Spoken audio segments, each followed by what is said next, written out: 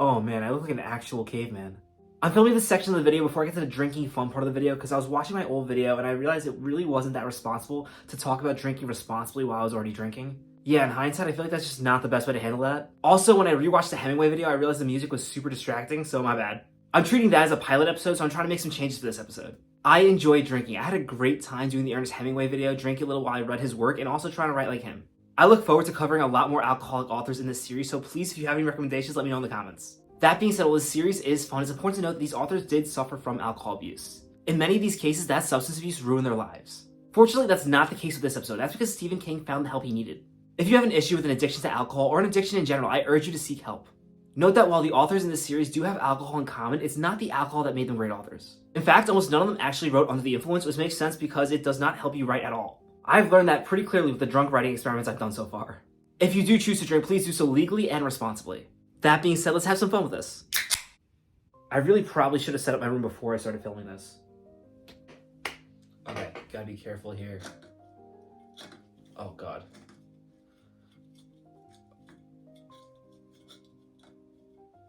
This tower is already looking really unstable. Okay. I think it's good. Will beers make me a faster reader? I think we all know the answer to that question, but we can find out how much it won't help me be a faster reader. I actually took a measurement how long it took me to read the first part of The Shining, so I can compare how long it took me before I drank and after. Like I want to read the second part, not the first part again, although it would be more scientific to read the first part again. But then yet again, wouldn't I have an advantage the second time because I was reading the same part? By the way, I'm already really off track here, but if you're wondering what this is my beer tower in honor of The Dark Tower by Stephen King. Because in this episode of Writing and Drinking Like Alcoholic Authors, I'm covering Stephen King. Writing and Drinking Like Alcoholic Authors, that is the title of the series, right? My first episode on Ernest Hemingway is kind of a dry run, so I kind of took a step back on the drinking. As you can see here, I've already drinking a few beers. I think I got a little too confident in myself after the first episode. Throughout this episode, I will be adding to this tower of beers, so stick around to see how high it gets. I've been recording this for 10 minutes, I haven't talked about Stephen King at all. I'm completely butchering this intro for Stephen King, but to be honest, Stephen King is an author who doesn't really need an intro. I mean, if you don't know who Stephen King is, A, why did you click on this video? I mean, actually, it could be to learn. That would actually be a pretty good reason to click on the video. What was I saying? Oh, and 2, what planet have you been on for all these years? Stephen King has to be the most famous author of our time. He is the king of horror, or at least people say he's the king of horror, and that's not me throwing shade at him at all, it's just that I haven't read any of his books. I hate drinking beer so much. It just fills your stomach up so quickly. It's not that I can't drink beer, but to be honest, I'm more of a liquor guy. Yeah, I really haven't read any of Stephen King's books, and I don't really have a good reason why. I mean, I'm not really a horror guy, but he has branched out into other genres, so I really have no excuse. It was still somewhat recently, though, at least relatively, that I got back into reading, and I have, at least for a little bit, I was only reading sci-fi, so I guess it makes sense that I hadn't really crossed Stephen King's path. After reading the first part of The Shining, though, I definitely need to read more Stephen King. And I will be reading the second part in this video. And also drinking, because what else do I have to do on 4 a.m. on a Saturday? But anyway, just to show how popular Stephen King is, I've never read any of his books, and I still know a lot about so many of them. I've watched a bunch of movies that I didn't even know were inspired by Stephen King's books, which is kind of dumb because he was in some of those movies. Refill, Ange? Thanks, son. Yeah, I'm beginning to think I'm just an idiot. Anyway, now that I think of it, I did read his short story, The Boogeyman. I thought it was okay, but to be fair, that's not really a short story he's known for. I mean, I've written a ton of short stories that I hate, and even my short stories that I don't really like are a lot worse than The Boogeyman. He's also apparently dabbled in sci-fi, so I definitely have to check that out too. I really gotta stop adding to my to-be-read list and actually start reading some of the books on that list. It just grows and grows and grows. Okay, enough. I'm completely rambling. Let's talk about the life of Stephen King. Fortunately, his life was not nearly as bad as Hemingway's life, because otherwise I do not think I could get through this section. I am feeling pretty trash right now. Wait, was The Dark Tower sci-fi? I literally watched that movie like 2 times, and the only thing I can remember about it is Idris Elba. I love him, by the way. Dude, stay on topic for like 5 seconds. We're 20 minutes in and we haven't even talked about a single page. Oh! No. Okay. Oh. Yeah, I don't see this tower getting much higher. I really hope this doesn't wake up my parents when it crashes down. Anyway, Stephen King was born in Maine, and based on a lot of the videos I watched about him yesterday doing research for this video, he talks about that in a lot of his books. His dad left his family when he was only 2 years old, and his mother was left to provide for him and his brother. Because of this, he was forced to move a good bit early on. Just putting that down, I have to be like super careful. I'm afraid the tower's gonna fall down. I feel like if I don't get to at least 7 beers in the tower, it's very disappointing. I can barely read this. This is not just because I'm drunk, I have terrible handwriting. Stephen King actually started writing around 6 or 7 years old. He was a big reader at an early age and he was also inspired by movies. He was also sick a lot when he was younger, which gave him a lot of time to read. When I was younger, I actually got really sick with a bad case of pneumonia, and I really took advantage of it to play the entire game of Mario Galaxy, which in hindsight did not help my writing career a whole lot. Also, it's a little embarrassing that it took me an entire month to finish that game. To be... Oh. No. We're getting to 7.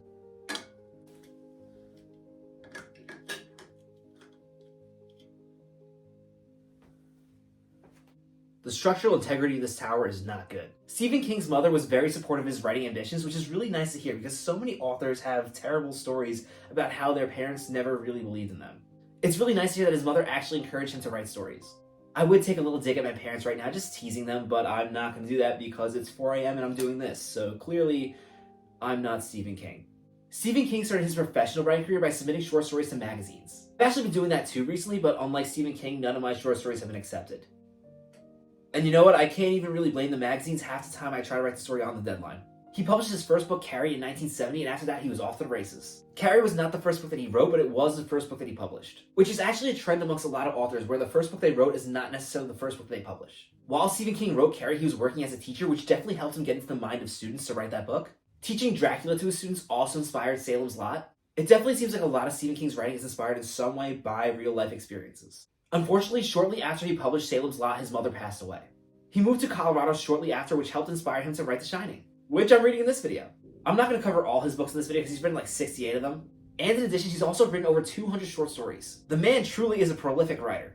Anyway, a lot of Stephen King's early books were huge financial successes, which honestly led to a lot of his substance abuses. Due to the magnitude of his book's success, he was introduced to Hollywood. While he did know early on that he was susceptible to alcohol abuse, once he got to Hollywood and he was famous, he also got into cocaine and cigarettes. Some of my friends were jokingly asking if I was going to do the favorite drugs of the authors in this series, and no, I'm not. I'm not going to be doing any drugs on YouTube. Wait, pause. I'm not going to be doing any drugs. I do not do drugs. I don't know why I said on YouTube. I don't do drugs. I drink, that's about it. In fact, I actually don't even drink coffee. I only drink caffeine when I'm trying to do like a crazy writing challenge. I don't really know why, I just kind of hate the idea of being dependent on caffeine. To wake myself up in the morning, I prefer to do a couple push-ups. For the record though, in this series, when I say I'm drinking like an author, I'm not actually drinking like them. I'm not copying any of these authors' behaviors, other than their writing routines. I feel like responsibly is the wrong word here since I am building a beer tower, but I'm not drinking recklessly in this series. This is more of a drunk history for authors type deal, only I'm not that knowledgeable. I am by no means an expert in literature. Think of this as like a drunk book club. Honestly, if I try to keep up with some of the authors I plan on doing videos on for this series, I think I would actually die. Which is really saying something because I could hold down some booze. Oh, this cap is up shit. It's really... Alright, we're at 6. We're at 6. But again, I'm only trying to drink the author's favorite drink because if I try to drink like them, I think I would actually die. For reference, one of Stephen King's biggest regrets is he hardly remembers writing Cujo. He was so drunk and high while he created Cujo that he can hardly remember it. I find that so insane. First of all, how do you do that many substances that you can't even remember writing a book? Writing a book takes so much time and effort. How can you not remember any of the process? Second of all, Cujo is a really good book. I haven't personally read Cujo. I'm not really a horror fan, but how do you write a book like that and not even remember it? For reference, the last time I got really drunk and tried to write something, I wrote a sci-fi Judge Judy episode. I really wish I was kidding about that, but unfortunately it's linked below. So yeah, if I drank that much, there's no way in hell I'd be able to make a video. So instead, I'm only drinking the author's favorite alcoholic beverage. Stephen King's, obviously based on the video so far, is beer. Or at least it was beer.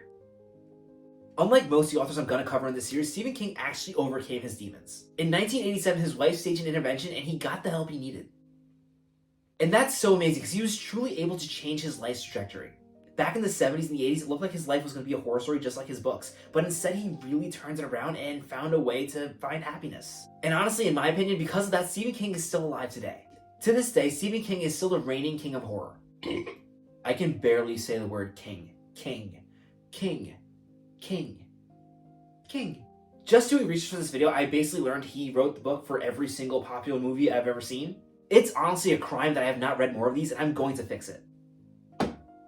Gotta be so careful here. He was in a near-fatal car crash in 1999 that really changed his outlook in life. That also inspired him to close out a lot of series that he had open at the time. After that brush with death, Stephen King feared leaving some of his works unfinished. To this day, Stephen King continues to write.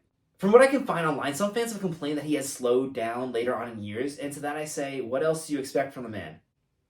I mean, not only is Stephen King an incredible writer, but he's prolific. His books are not short either. Careful. Alright, we're good. I'll be real with you guys, and my goal is a lot higher, but you'll be lucky if you get like 5 books out of me in the next 10 years. And I'm 23, I'm supposed to be in my prime right now. As you can see, my prime is a bit underwhelming. A final note on Stephen King, which for some reason I wrote in my notebook, is he recently ditched X for Threads, which is kind of interesting because I never had a Twitter platform. I don't like Twitter, I don't understand Twitter, but I do have a platform on Threads since I am really popular on Instagram somewhat with aspiring authors who aren't good at writing. Oh wait, hold on, I take that back. I'm not saying you're not good at writing if you follow me. What I am saying though is a lot of my memes kind of talk about what I'm currently going through in my writing process. And let's face it, I'm always stuck on my first draft and complaining about not having motivation to write. So if you relate to a lot of the memes I post, we're struggling together. The reason I bring this up, and I might sound crazy here, and this might just be the beers talking, but the reason this even matters is the fact that Stephen King is now on Threads rather than X means now there's a chance that he might see one of my memes because I post my memes on Threads before I post them on my actual meme account on Instagram to see if they do well. So now that he's on Threads, there's a chance, just a small chance, but a chance that Stephen King might see one of my memes and potentially like it. Will it happen? Probably not. But I will say right here, if Stephen King likes one of my memes, that will be the best day of my life. Genuinely, that will be my peak. Will it happen? No, but I do have 12,000 followers on Threads, so there is a chance. Anyway, enough about my dreams of Stephen King liking one of my posts. I really want to get back to reading this book. I think it's pretty clear to me that I'm not going to finish reading The Shining tonight, especially considering I am a very slow reader. I liked to think for the longest time I really thought I was a fast reader. Apparently I'm not. And unless these beers give me superhuman reading strength, which they won't, I'm not finishing this book tonight. That being said, after I finish filming this disaster, which you're watching for some reason, I will finish reading this book. By the time this video is out, I will be done reading it if you want to discuss it in the comments. Do try to keep the discussion somewhat spoiler-free in case there's anyone else like me who's living under a rock. Also, if you are a Stephen King reader, let me know which of his books I should read next because I'm definitely going to read more of them. Now, for this next part, I am going to be reading this book, so I'm going to be talking a little bit about it, but I'm not going to be giving any crazy spoilers. That being said, if you haven't read The Shining and you want to go into reading The Shining without any of my drunk thoughts, just skip ahead a little bit and you can see there'll be a part of this video where I actually try to write like Stephen King. By write like Stephen King, I mean I'm going to follow his writing routine. Let's face it, I'm not going to write like Stephen King. If I could write like Stephen King, I would not be making drunk YouTube videos. Actually, I would like to think that if I was like this incredible author, like this prodigy author, I would still be doing this. I genuinely do love making YouTube videos. It's not something that I thought I was going to enjoy when I first got on the platform, but now like this is like my favorite type of content to make. I guess in more ways than one, this might truly be my drunk tower. Dark tower. This might truly be my dark tower. Anyway. Where was I going with that? Oh yeah, if I do ever become a super famous author, just know I'm going to still make these videos or some sort of videos of some type. They'll probably be better videos. At some point I'll probably... The dream is to have like a studio. Like a studio just for me to make videos. I don't know. I gotta go to the bathroom. Okay, we're going for 7 here. No, come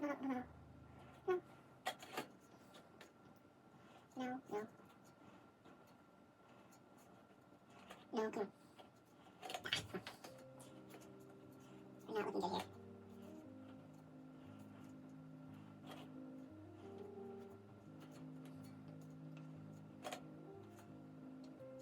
Just come on. Just...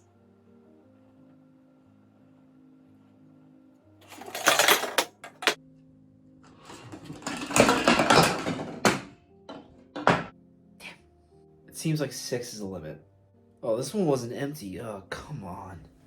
To make this reading portion more interesting, in addition to giving my thoughts on the book, I will drink every single time alcohol is mentioned.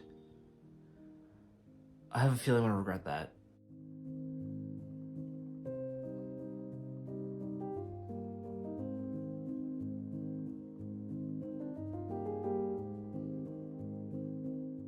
I had a good run, but here it says if you're a drinking man, I hope you brought your own supplies. That I did.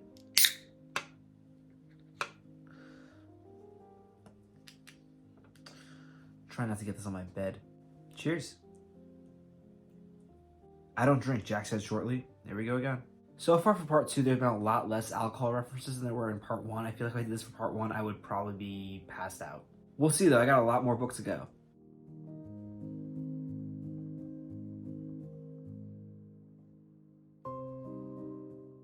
They said the name of the book in the book. I repeat, they said the name of the book in the book. I absolutely love when that happens. Too bad I never know what to name what I write.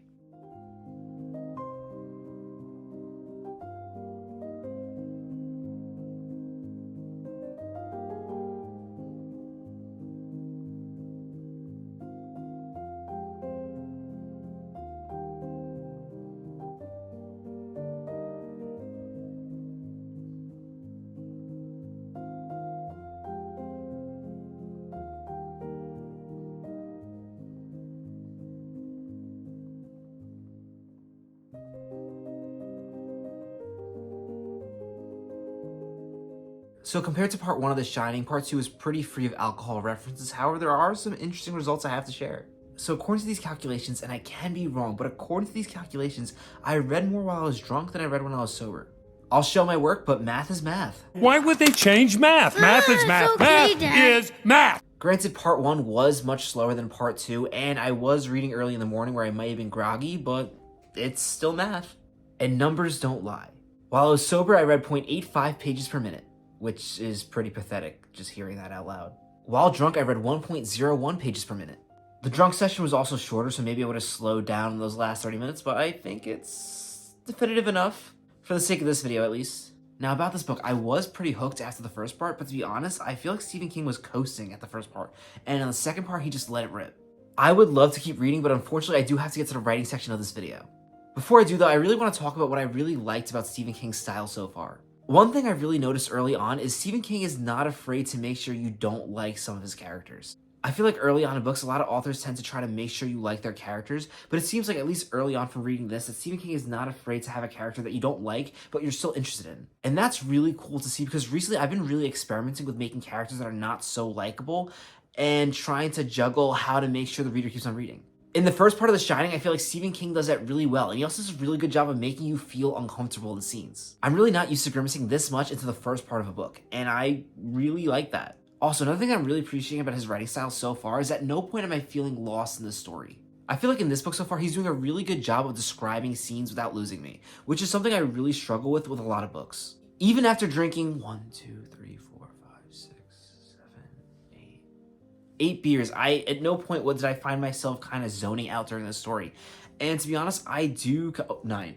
I do kind of zone out a lot when I read because I kind of just lose track of the story. Like it's something I'm ashamed to talk about sometimes, but I really struggle to stay involved in a story, and I'm really having no problems with this book. Now, fortunately for the writing portion of this video, Stephen King doesn't really have any crazy writing habits. In fact, a lot of his habits are really focused on writing routines. Basically, he likes to get up every morning and write at least 1,000 words in his normal writing space. He talks a lot about making writing a routine and how if you have a regular writing schedule, that will help promote creativity. And while I guess that means I can't write in bed and I have to write at my desk, that's a lot better than Hemingway making me write standing up. That sucked. Now, ideally, Stephen King does like to shoot for more than 1,000 words per day. He likes to shoot for 2,000 or 6 pages, but he likes to get at least that 1,000 on the page. And that's what I'm gonna shoot for today. And in fact, I'm actually gonna try to write a little bit of a horror story because why not? When in Rome. It's actually almost 8 a.m. right now, so it's basically the same thing as Stephen King's writing schedule. The only real difference is he does this when he wakes up, and I'm doing it after a all-night drinking session and staying up for almost 24 hours at this point. Yeah, I fell asleep at like 6 a.m. yesterday. I really need to fix this sleeping schedule like ASAP. Anyway, I'm gonna have one more drink because I'm at 9 and 10 was my hockey number and I am a little bit superstitious and I'm gonna get writing. We're gonna stop at 10 though because my other hockey number was 22 and we're not drinking to 22. I think I was also like 96 for like 1 year in high school before I got my number. We're definitely not doing that number. Anyway, I'm totally procrastinating right now. Let's get writing.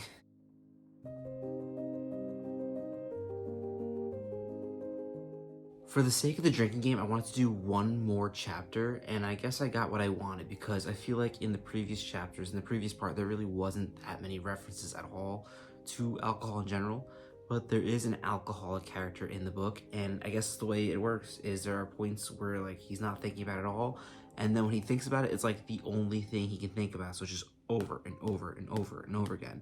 And I kind of got caught in one of those loops in just one page. I think it was on page 155, I had to drink 11 times, or was it? It felt like it was like at least 7 times. It was insane. For the drinking game, that was kind of what I was looking for, but on a deeper level, it's really interesting to think of like how like that's how it is, how like you can go days or hours or a long time, and then out of nowhere it just hits you.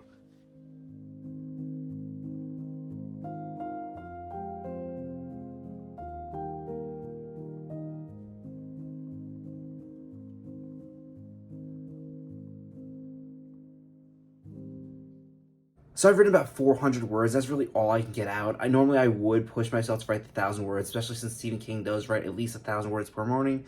But I really have been pushing myself recently, especially since I just did that challenge to write an entire book in a week. You can go check that out. I made a video on it. But yeah, I don't want to keep on pushing myself too much because I've already pushed so far. So I'm just gonna stick with these 400 words. I think what I have for the story is pretty terrible, to be honest. I kind of didn't really have an idea, and then I kind of thought of something. I think it definitely does have potential, but that potential is not on the page yet. But since I am trying to get in the habit of reading what I write for the series at the end of the video, I'll read what I have anyway. The first time I saw it, I threw my phone on the ground and looked behind me to make sure it wasn't really there. Of course it wasn't there. There was nothing behind me except my wall. My relief was short-lived when I came to the terms that I just smashed my phone because of a figure I thought I'd see behind me. The worst part was I didn't get a good... The worst part is I didn't even get a good look. It all happened so quickly. It must have been a figment of my imagination, I told myself. I felt like an absolute idiot purchasing that... Oh my god. I felt like an absolute idiot purchasing that new cell phone, but at least I got to experience that new phone feel. Still, I hesitated to use the camera for a few days. I knew for certain what I'd seen had been nothing but a figment of my imagination. It was obvious. People frightened in the dark. People make things up when the lights are dim to fill the picture in their mind. That's all it was. I don't know if I was quite comfortable with that explanation, but it was the only explanation I had. The fear I felt in the moment I saw it was pure terror, but as time passed, that terror began to settle. After a few nights, things went back to normal. I even began to laugh at the whole thing out loud. To think I'd actually thought that a monster would come after me because I didn't repost some stupid post on social media. It was excusable for shit like this to make me uncomfortable or guilt me into posting back when I was 12. Now as an adult, the fact that I genuinely put so much thought into this was quite embarrassing. Eventually, the last of my nervousness went away. I forgot about the post and what I'd seen, at least to the point where I didn't think about it all the time. I even let myself slip a few times and used the camera on my phone and nothing happened. Until it did.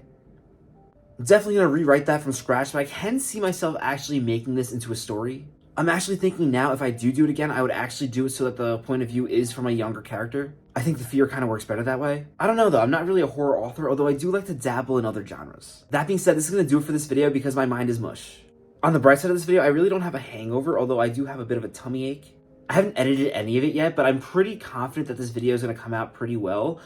It is the second video in this series, so let me know if you want me to make any changes. I am willing to kind of change the series to improve it, so if you have any ideas on how I can make it better, let me know. Also, if there are any authors you want me to cover in this series, please let me know in the comments. Next video, I will be doing Edgar Allan Poe, and I am not looking forward to that video because I do not like his favorite drink of choice.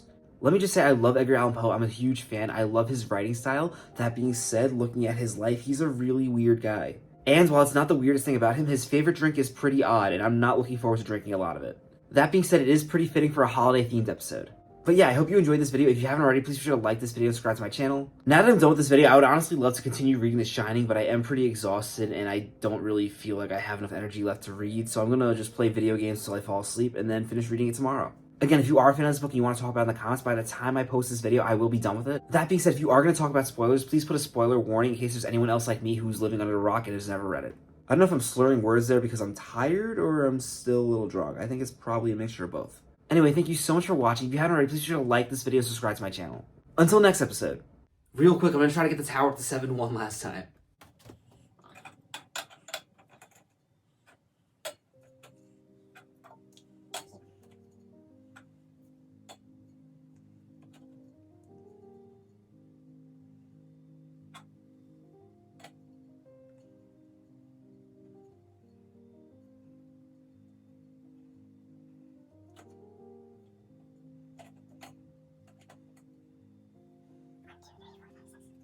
Is it?